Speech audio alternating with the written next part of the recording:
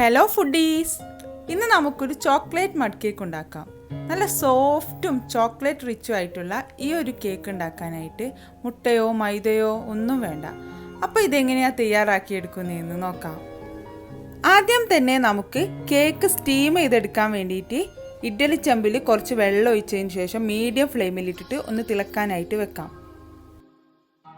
ഇനി നമുക്ക് കേക്കിൻ്റെ ബാറ്റർ തയ്യാറാക്കാനായിട്ട് ഒരു മിക്സിംഗ് ബൗളെടുത്ത് അതിലോട്ട് 2 ടേബിൾ സ്പൂൺ പൊടിച്ച പഞ്ചസാര ചേർത്ത് കൊടുക്കാം.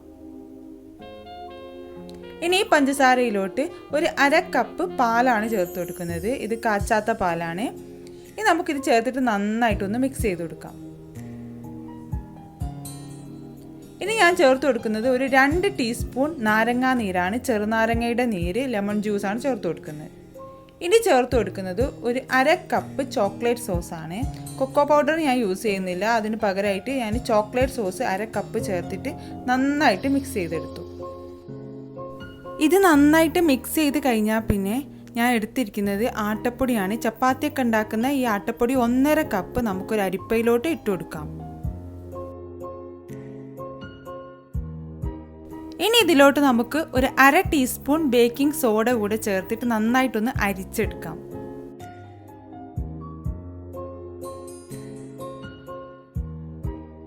ഞാനിതിവിടെ അരിച്ചെടുത്തിട്ടുണ്ട്. ഇനി നമുക്കൊരു സ്പൂണ് വെച്ചിട്ട് ഇതൊന്ന് മിക്സ് ചെയ്ത് ഒരു ബാറ്റർ റെഡിയാക്കി എടുക്കാം.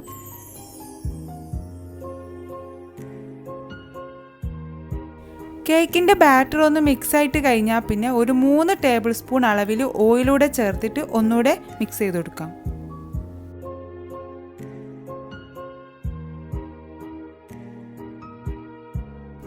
ഞാനിതിവിടെ ഓയിലൊക്കെ ഒഴിച്ചിട്ട് നന്നായിട്ട് മിക്സ് ചെയ്തെടുത്തിട്ടുണ്ട്. ഓവർ മിക്സിങ് ചെയ്യാൻ പാടില്ല. ഇനി നമുക്കൊരു കേക്ക് ഉണ്ടാക്കിയെടുക്കാനുള്ള പാത്രത്തിൽ കുറച്ച് ഓയിൽ തടവിയ ശേഷം നമ്മുടെ ബാറ്റർ നമുക്കതിലോട്ട് ഒഴിച്ചു കൊടുക്കാം.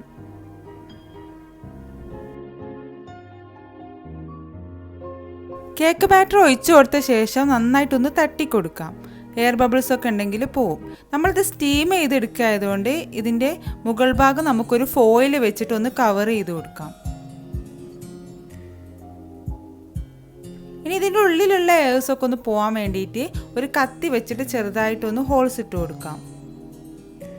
ഇതിന് റെഡിയാണ്. ഇനി നമുക്കിത് സ്റ്റീം ചെയ്തെടുക്കാം.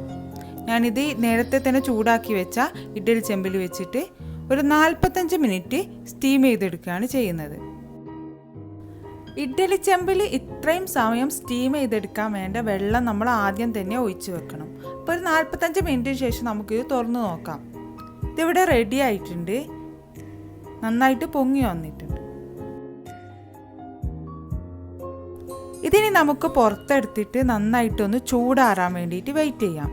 നന്നായിട്ട് ചൂടാറി കഴിഞ്ഞാൽ ഇതുപോലെ പാത്രത്തിൽ നിന്ന് നമുക്ക് പുറത്തേക്ക് എടുക്കാം.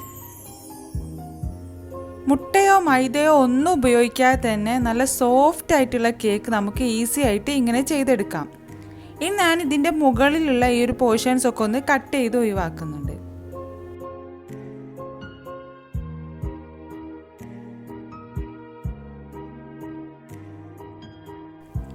ശരിക്കും നല്ല സോഫ്റ്റാണ് ഈ കേക്ക്. മുട്ട ഇട്ടിട്ടില്ല എന്ന് ഒരിക്കലും തോന്നില്ല, അത്രയ്ക്ക് സോഫ്റ്റാണിത്.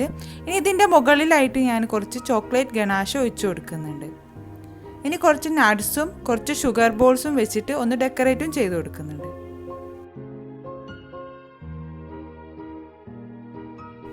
ദാ ഇത്രയേ ഉള്ളൂ, നമ്മുടെ ചോക്ലേറ്റ് മഡ് കേക്ക് ഇവിടെ റെഡി ആയിട്ടുണ്ട്. ചോക്ലേറ്റ് അലിഞ്ഞിറങ്ങണ പോലെ തന്നെ അലിഞ്ഞിറങ്ങും ഈ ഒരു കേക്കും. അപ്പോൾ ഡെലിഷ്യസ് ആയിട്ടുള്ള ഈ ഒരു കേക്കിൻ്റെ റെസിപ്പി എല്ലാവർക്കും ഇഷ്ടമായിട്ടുണ്ടെന്ന് വിചാരിക്കുന്നു. അപ്പോൾ നിങ്ങൾക്ക് ഈ റെസിപ്പി ഇഷ്ടമായിട്ടുണ്ടെങ്കിൽ ഇതുപോലുള്ള നല്ല റെസിപ്പികൾക്കായിട്ട് ഈ ചാനൽ ഒന്ന് സബ്സ്ക്രൈബ് ചെയ്തേക്കണേ. അപ്പോൾ വീണ്ടും ഒരു പുതിയ റെസിപ്പി ആയിട്ട് കാണാം. താങ്ക്